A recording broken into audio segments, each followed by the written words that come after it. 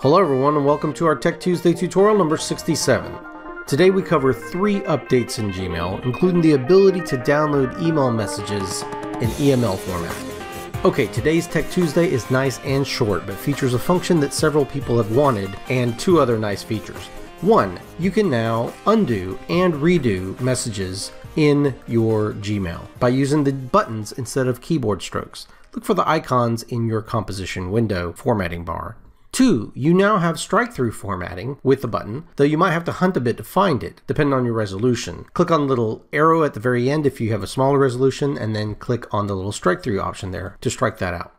But the one we've really been waiting on, you can now download individual email messages in an EML format. That's a format used by Microsoft Office primarily. The format saves the message and any attachments into a single file that can be read by email clients. This is pretty important for archival purposes. For example, you might need to save emails for a faculty search, or to document an incident with a student or an employee. Perhaps you want to save emails concerning a student into a shared folder. Sharing emails can be cumbersome since you don't really want to give people access to your email, and forwarding them doesn't really help with organization or storage. Previous options included printing to PDF and saving that file. But printouts aren't the same as EML files as they don't carry all that metadata, nor do they save attachments. Click on the 3 dots menu in any of your emails and choose Download Message.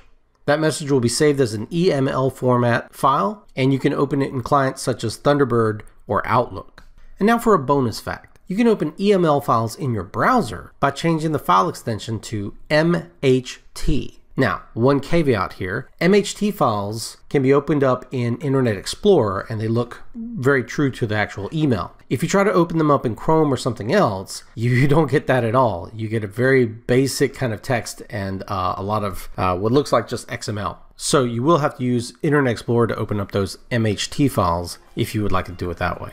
Alright, well that's as short and sweet as we can get. I hope you all enjoyed this video. Hope you found it useful. If you did, go ahead and hit that like button. Support us and click the subscribe button or hit that share button and send it to other people. Leave a comment or an idea for a Tech Tuesday video below. Share this with everybody. We'll see you guys next week. Bye bye.